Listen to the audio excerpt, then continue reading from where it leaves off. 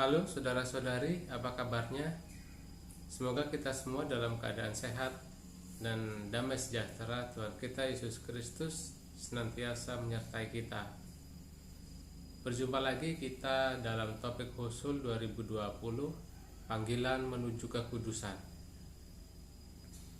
Topik Husul kita kali ini akan disampaikan oleh Brother Suarto, salah satu unit head kita.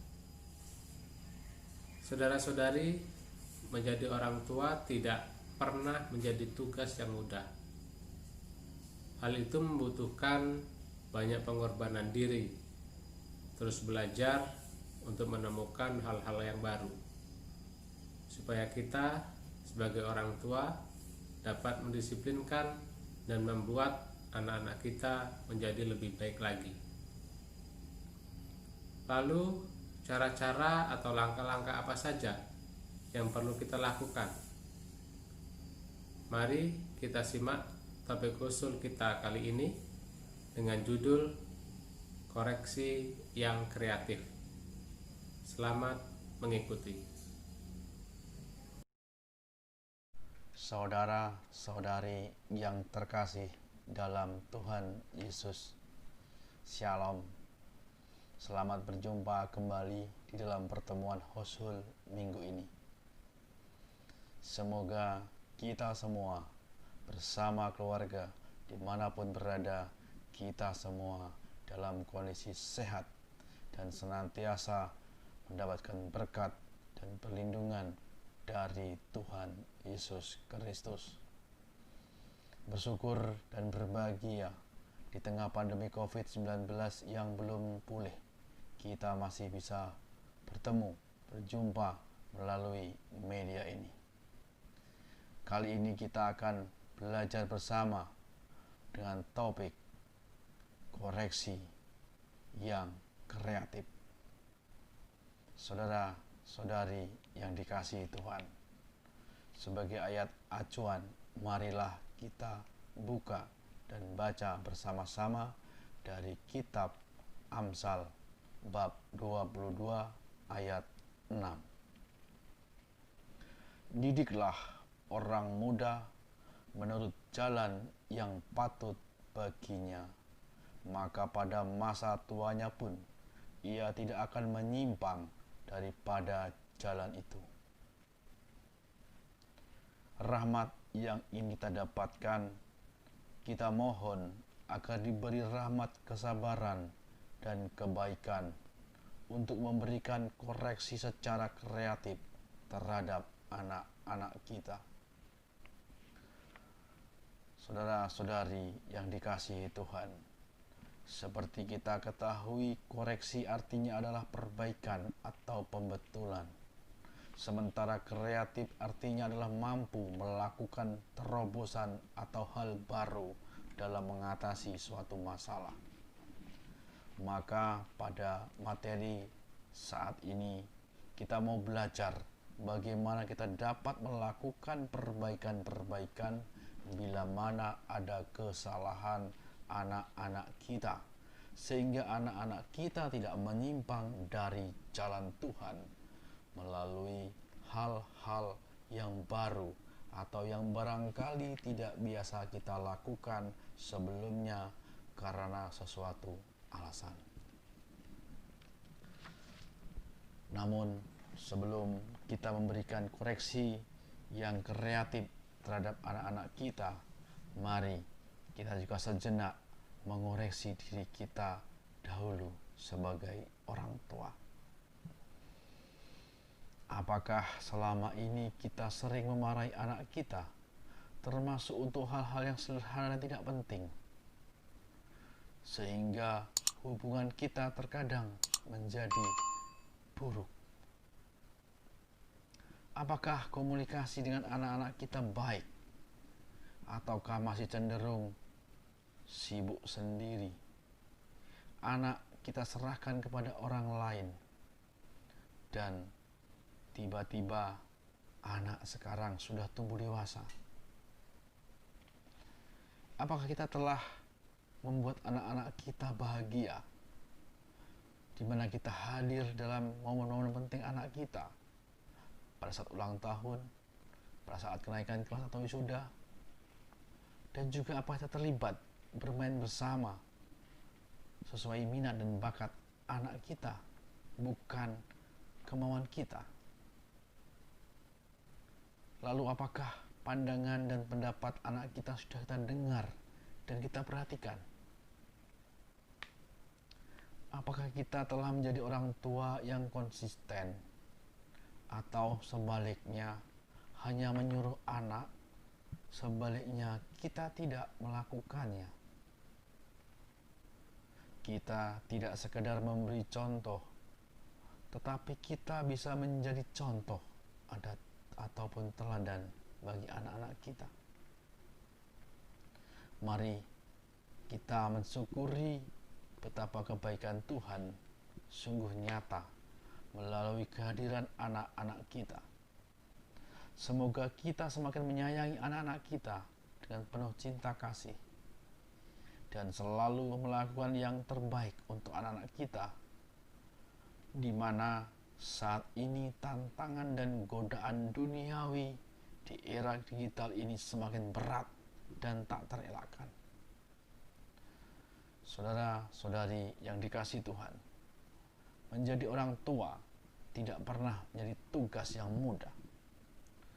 Hal itu membutuhkan banyak pengorbanan diri, terus belajar untuk menemukan sesuatu yang baru. Menerapkan disiplin adalah tanggung jawab kita sebagai orang tua. Seringkali kebanyakan orang tua mendisiplinkan anak-anak mereka dengan cara-cara seperti dahulu yang mereka juga disiplinkan oleh orang tua mereka. Dalam pengalaman-pengalaman untuk menegur anak-anak apabila mereka salah, dan bimbingan yang diberikan seringkali menunjukkan bagaimana mereka dahulu sewaktu masih kecil juga diperlakukan, dan cenderung satu arah, sehingga kurang melihat situasi, kondisi, dan alasan anak kita. Adalah sebuah kenyataan bahwa kita banyak belajar dari orang tua kita untuk bertumbuh, tetapi tidak selalu untuk meneruskan apa yang kita alami dahulu kepada anak-anak kita. Kita dapat memilih praktek-praktek dan cara-cara yang baik dan membuang hal-hal yang sudah tidak sesuai lagi untuk anak-anak kita saat ini. Dengan berubahnya waktu dan juga hal-hal baru yang kita pelajari dan kita alami, dapat dikatakan bahwa metode untuk mendisiplinkan dan mengoreksi anak-anak juga mengalami proses perubahan sesuai dengan tanda-tanda zaman. Kita melatih dan mengoreksi anak-anak kita dengan lebih kreatif dan konsisten, tanpa berkompromi terhadap nilai-nilai disiplin itu sendiri. Ini adalah cara belajar dua arah. Berikut beberapa cara sederhana yang dapat membantu anak-anak kita untuk belajar atau learn. Yang pertama, listen atau mendengarkan. Dengan mendengarkan anak-anak kita akan dapat mengerti dan mengetahui jalan pikiran mereka. Dengan jalan yang sama, adalah lebih mudah bagi mereka untuk bisa mengerti kita juga. Apabila kita berdiskusi dengan mereka mengenai kesalahan yang mereka perbuat, kita membantu mereka untuk bisa mengerti alasan di balik teguran kita untuk mengoreksi mereka. Setelah itu, kita masuk ke tahap mencari solusinya dan kemungkinannya. Dengan mendengarkan, kita membangun budaya komunikasi terbuka. Yang kedua, engage atau melibatkan diri. Marilah kita berpartisipasi dan terlibat di dalam dunia anak-anak kita. Biarlah mereka menyadari bahwa kita ada bersama mereka. Gunakan sentuhan-sentuhan halus untuk menyatakan bahwa kita ada untuk mereka. Tanyakan beberapa pertanyaan dan terimalah apapun jawaban mereka. Dengan mengikatkan diri kita kepada mereka, kita membangun budaya keterbukaan dan kepekaan. Yang ketiga, accept atau menerima. Setiap orang dalam keluarga adalah tidak sama dalam jalan pikiran mereka dan bagaimana mereka melakukan sesuatu. Kita harus menerima segala kekurangan dan mendukung minat mereka. Kita juga harus bisa menerima kecenderungan mereka untuk berbuat salah.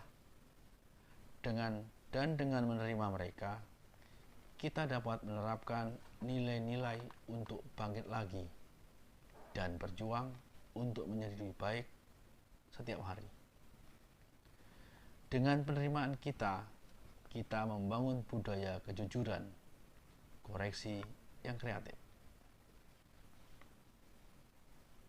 Yang keempat, rediscover atau menemukan kembali. Kita pernah menjadi muda. Marilah kita temukan kembali perasaan kita semasa kita masih anak-anak.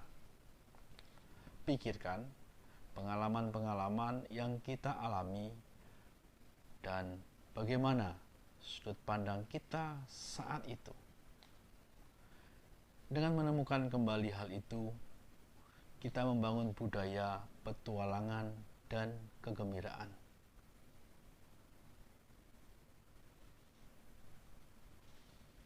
Yang kelima, nurture atau mengasuh. Ketika anak-anak kita bertumbuh, buatlah mereka merasakan bahwa kita sungguh-sungguh sangat peduli dan mengasihi mereka.